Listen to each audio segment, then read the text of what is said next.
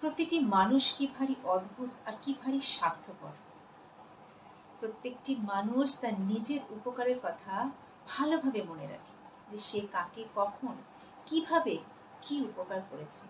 একটি টাকা দিয়েও যদি কাউকে উপকার করে থাকে, সেটাও বলে থাকে যে আমি ওই মানুষটিকে এইভাবে উপকার করেছিলাম বা করেছি।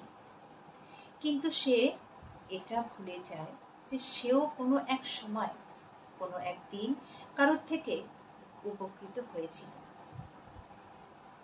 আসলে মানুষরাই বোধহয় এরকমই হয়, সে শুধুমাত্র নিজেরটাই মনে রাখে, অন্যের কথাগুলো তার মনে থাকে না। আসলে মনে থাকে না বলাটা ভুল, মনে রাখতে চায় না। আমরা প্রত্যেকেই নিজেদের বিপদের সময় অন্যের কাছ থেকে সাহায্য নিই, কিন্তু যখন অন্যকে সাহায্য করি সেটা মনে রাখি, আর অন্যের কাছ থেকে সাহায্য নেওয়াটা আমরা ভুলে যাই।